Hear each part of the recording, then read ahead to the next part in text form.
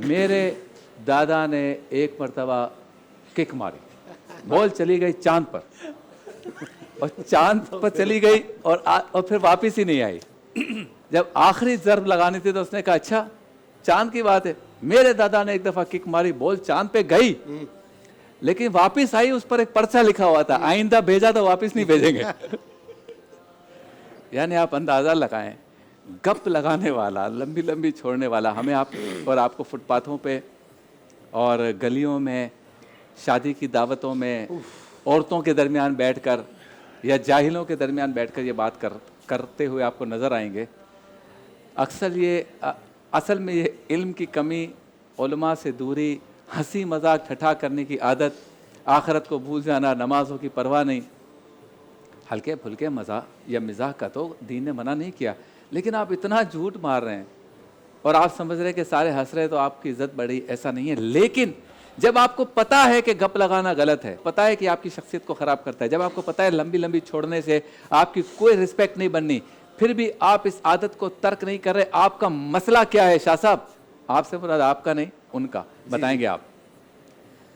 دیکھیے یہ اسلام کا حسن ہے کہ ارشاد فرمایا گیا کہ من حسن الاسلامی ترک ما لا یعنی, کہ یہ اسلام کے حسن میں سے ہے کہ ہر اس بات کو ترک کر دیا جائے جس کا کوئی فائدہ نہیں ہے.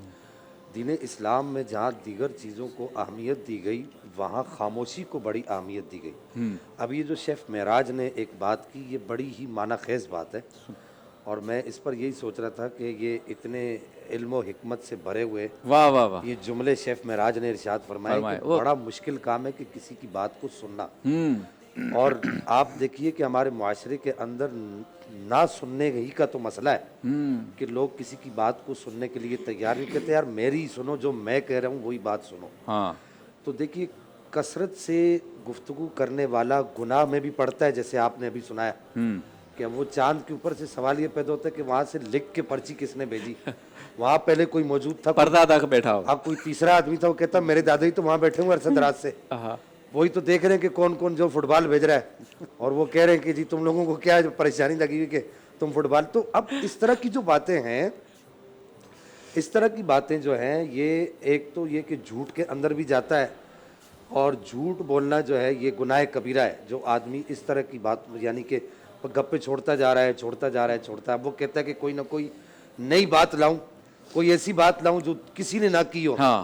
اب وہ یہ سمجھتا ہے کہ یار یہ میری بڑی واہ واہ کر رہے ہیں. اب یہی لوگ جو اس کے ساتھ بیٹھ کر اس کو واہ واہ کر رہے ہوتے ہیں, جب یہ اٹھ کر جاتا ہے تو کہتا ہے یار دیکھو یہ ہمیں بیوقوف سمجھتا ہے.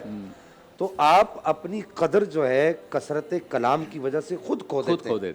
زیادہ باتیں کرتے ہیں تو پھر ایک وقت ایسا آتا ہے آپ جھوٹ جیسے گناہ کبیرہ کے اندر جاتے ہیں. تو ایسے لوگوں کو میرا مشورہ یہ ہے کہ جب آپ کو اس طرح کی یاوہ گوئی کرنے کا جب آپ کا ارادہ ہو تو آپ اپنے پاس ایک کاؤنٹر تسبیح رکھ لیں, جیسے ہمارے قبلہ استاد محترم کے پاس ہوتی ہے, تو ایک تسبیح رکھ لیں, آپ درود پاک پڑھ لیا کریں. زیادہ بولنے سے جو ہے وہ آپ کو اسلام بھی منع کرتا ہے. ہمارے بزرگان دین نے بھی یہ کہا ہے کہ اگر آپ خاموشی اختیار کرو گے تو اللہ تعالیٰ آپ پر حکمت کی باتیں نازل کرنا شروع کر دے گا. شبیر بھائی, ہم نے اپنی زندگی کے اندر ایسے لوگوں کو دیکھا ہے کہ وہ اتنے پڑھے لکھے نہیں تھے, لیکن خاموشی اختیار کرنے کی وجہ سے وہ جب باتیں کرتے تھے تو اللہ تعالیٰ نے ان کی باتوں کے اندر حکمت کے موتی پرو دیے تھے. تو اگر آپ خاموشی اختیار کرتے ہیں تو آپ کو ایک تو فائدہ یہ ہوتا ہے کہ یہ جھوٹ سے بچتے ہیں, اور دوسرا فائدہ ایک یہ ہوتا ہے کہ آپ حکمت کی باتیں کرتے ہیں, اور تیسرا بڑا اہم فائدہ جو بزرگوں نے لکھا ہے وہ یہ لکھا ہے کہ ایسا آدمی کائنات کے اندر غور و فکر کرنے لگ جاتا ہے. صحیح.